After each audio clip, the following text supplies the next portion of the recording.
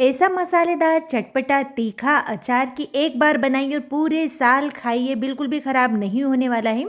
Video में कुछ छोटे छोटे टिप्स मैंने दिए हैं, अगर इस ट्रिक से बनाओगे तो आपका अचार पूरे साल चलेगा। लेकिन यकीन मानिए इतनी जल्दी ये ख़त्म होने वाला है और साथ ही बच्चे बड़े सभी का ये फेवरेट हो जाएगा। तो मैं वर्षा भावसार रसोई घर में आप सभी का स्वागत है। तो चलिए फ्रेंड्स, बनाना शुरू करते हैं। अब इस चटपटे मज़ेदार अचार को हम यहाँ पर बना रहे हैं मिक्स कर कर। इसके लिए मैंने यहाँ पर ली है आधा किलो एकदम लाल लाल गाजर। इसी के साथ 4 मैंने नींबू लिए हैं जो थोड़े बड़े साइज़ के हैं। 150 ग्राम मैंने हरी मिर्च ली है और 200 ग्राम मैंने यहाँ पर ली है हल्दी। तो अब हमें यहाँ पर सारी चीज़ों को कट करना होगा। तो सबसे पहले मैंने गाजर ली है। गाजर को मैंने एक बार अच्छे से पहले धो लिया था और धोने के बाद इनका छिलका अलग कर लेंगे। ये देखिए बिल्कुल इस तरह से। और इसी के साथ मैंने यहाँ पर हल्दी ली है, तो हल्दी का भी छिलका निकाल देते हैं। तो ये जो अचार है ना, विंटर सीजन में ही बनाया जाता है क्योंकि इस समय हल्दी, गाजर, मिर्च और जो नींबू होते हैं ना, बहुत बढ़िया आते हैं। तो यही सही समय है कि आप इस अचार को एक बार बनाकर रख लीजिए ताकि पूरे साल आप इसे खा सकें। तो बस इसी तरह से सारी हल्दी हम साफ़ कर देंगे। और ये देखिए मेरे हाथों का हाल, मेरे हाथ भी पीले हो गए हैं। अब क्या करेंगे कि सबसे पहले हम गाजर को कट कर लेंगे। तो गाजर में यहाँ पर 2-2 इंच के आसपास टुकड़े कर रही हूँ क्योंकि ये जो अचार है ना, अगर लंबाई में सारी चीज़ें कटी होगी तो दिखने में बहुत ही बढ़िया लगता है। और थोड़ा सा पतला पतला हम इसे काटेंगे। तो अगर गाजर में जो येलो वाला पार्ट होता है ना, जिसे अंदर जड़ कहते हैं, अगर वो ज़्यादा हो तो आप निकाल दीजिए। तो थोड़ा पतला इसे काटेंगे ना तो अचार जल्दी से गल भी जाएगा और खाने में भी ईजी रहेगा। अब यहाँ पर देखिए सारी गाजर को मैंने इसी तरह से कट कर लिया है। चलिए इसे साइड में रख देते हैं और अभी हम यहाँ पर हल्दी को कट कर लेते हैं। तो फ्रेंड्स, आप सभी को पता है कि हल्दी बहुत ही गुणकारी होती है और अभी जो ताज़ी हल्दी आ रही है ना, तो इसका यूज़ तो हमें करना ही चाहिए।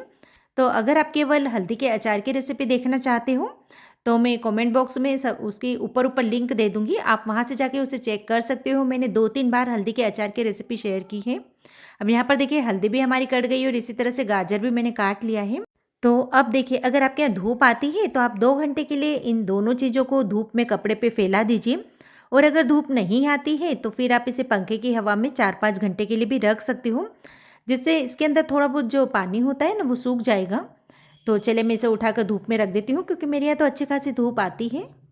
अब देखिए 2 घंटे के लिए मैं इसे छत पर रख कर आ गई थी, तो आप देख सकते हो ना, इसके अंदर जो मॉइस्चर था ख़त्म हो गया है।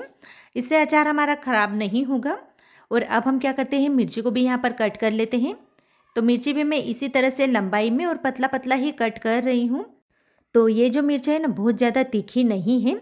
तो आप भी यहाँ पर बहुत ज़्यादा तीखी मिर्च का यूज़ नहीं करें, नहीं तो जो अचार है ना, बहुत ज़्यादा तीखा लगेगा। देखिए इस तरह से मैंने इन्हें लंबाई में कट कर लिया है। तो इसे साइड में रख देते हैं। और अब मैंने यहाँ पर नींबू लिए हैं। तो नींबू को भी हम यहाँ पर इसी तरह से कट कर लेंगे, यानी एक नींबू के मैं 8 पीस कर रही हूँ। और जो 2 नींबू है इसमें से मैं इसी तरह से छोड़ दूँगी, उसका यूज़ हम आगे करेंगे। यानी केवल अभी हमें यहाँ पर 4 से 5 नींबू को ही कट करना है। अब देखिए नींबू भी हमारे कट के तैयार हो गए हैं, तो इसे साइड में रख देते हैं। अब गैस चालू कर गैस पे एक पैन रखेंगे। इसके अंदर डाल देंगे 2 टेबल स्पून सौंफ। इसी के साथ डालेंगे 1 टेबल स्पून साबुत धनिया। हाफ टेबल स्पून हम डालेंगे जीरा। और हाफ टेबल स्पून से थोड़ा सा ज़्यादा मैंने यहाँ पर मेथी दाना लिया है। अब इन सारी चीज़ों को हम यहाँ पर अच्छे से भून लेंगे। तो भुने हुए मसालों का टेस्ट अचार में बहुत ही बढ़िया से आता है। जब मसाले भून जाएं, इसके बाद हम यहाँ पर डाल देंगे थोड़ी सी साबुत सूखी हुई लाल मिर्च।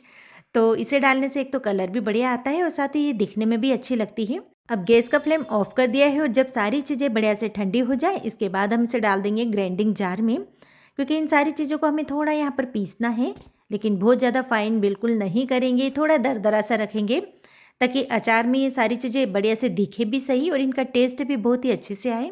देखिए बिल्कुल इस तरह से। चलिए अब एक कोई भी बड़ा बर्तन लेंगे और इसके अंदर ये सारी कटी हुई चीज़ें डाल देंगे।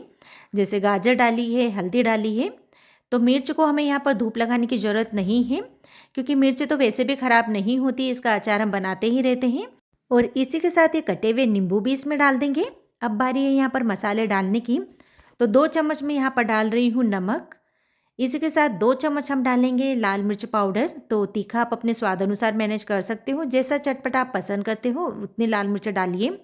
इसी के साथ 1 चम्मच में डाल रही हूँ हल्दी पाउडर। आधी चम्मच इसमें डालेंगे हींग। और इसी के साथ जो अभी हमने यहाँ पर मसाला पीस के रखा था ना, ये भी इसमें डाल देंगे। और 2 चम्मच में यहाँ पर डाल रही हूँ सरसों की दाल। तो सरसों के दाल से भी ये अचार दिखने में भी अच्छा लगता है और साथ ही टेस्ट भी बहुत ही बढ़िया आएगा। और 1 चम्मच भरकर डाल देते हैं काश्मीरी लाल मिर्च पाउडर, इससे कलर बहुत ही अच्छा आता है। अब इन सारी चीज़ों को एक बार बहुत अच्छे से मिक्स कर लेंगे। तो देखिए, वैसे तो मसाले डालना आपके ऊपर है, आप कितना तीखा चटपटा खाना पसंद करते हो उस हिसाब से आप मसाले यहाँ पर डाल दीजिए। तो एक और आसान तरीका आपको बताती हूँ कि अगर आप बिगनर हो और पहली बार अचार डाल रहे हो, तो जो आम का अचार हम बनाते हैं ना, उसका मसाले का पैकेट मार्केट में मिलता है, सारी चीज़ें मिक्स होती है, बस वही डाल दीजिए। लेकिन इस तरह से भी बनाओगे ना तो बिल्कुल भी मुश्किल नहीं है इस अचार को बनाना। अब कोई भी एक बर्तन ले लेंगे और इसके अंदर डालेंगे सरसों का तेल। तो जो अचार होता है ना वो सरसों के तेल से ही बढ़िया लगता है। तो इसके लिए मैंने यहाँ पर 1 कप सरसों का तेल लिया है। अब इस तेल को हम यहाँ पर गरम करेंगे जब तक इसमें से बढ़िया सा धुआं नहीं आ जाता। और गरम करने के बाद हम इसे पूरी तरह से ठंडा होने देंगे। देखिए, यहाँ पर तेल अच्छे से ठंडा हो गया है। इसके बाद इसे डाल देंगे हम इस अचार के अंदर।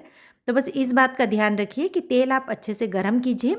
जब धुआं आने लगे इसके बाद गैस का फ्लेम ऑफ कर दीजिए और पूरी तरह से इसे ठंडा कीजिए और फिर ही आप इसका यूज़ कीजिए।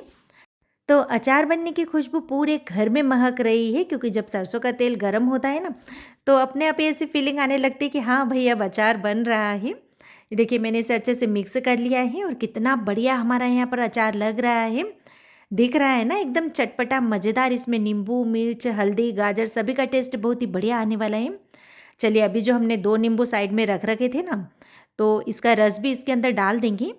तो वैसे तो हमने यहाँ पर नींबू के पीस डाले हैं, लेकिन जो इसका जूस होता है ना, इससे अचार का टेस्ट बहुत ही बढ़िया लगता है और साथ ही अचार भी ख़राब नहीं होता है। और जो इसके पीस है ना, उसमें थोड़ा खट्टापन आ जाता है, तो बहुत ही टेस्टी अचार लगता है। तो ये लीजिए फ्रेंड्स, बहुत ही चटपटा मज़ेदार अचार बनकर बिल्कुल तैयार है। तो आप इस रेसिपी को कब ट्राई कर रहे हो ये तो कमेंट करना बिल्कुल ना भूलें। चलिए, अब बारी है कि इसे स्टोर कैसे करना है। तो मैंने यहाँ पर एक कंडे के टुकड़े को अच्छे से गर्म कर लिया है, इसके ऊपर थोड़ी सी हींग डाली है।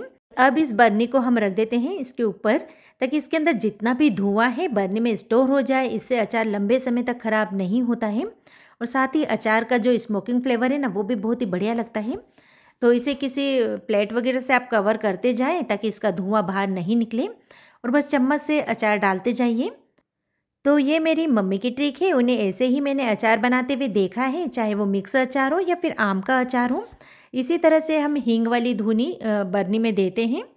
तो बस बरनी में स्टोर कीजिए और पूरे साल इसका मज़ा लीजिए। तो आज की मज़ेदार रेसिपी आपको कैसी लगी कमेंट बॉक्स में ज़ोर से बताइए। और अगर पसंद आ रही है तो अपने फ्रेंड्स एंड फैमिली ग्रुप में शेयर करना बिल्कुल ना भूलें। तो मिलते हैं एक नई रेसिपी के साथ।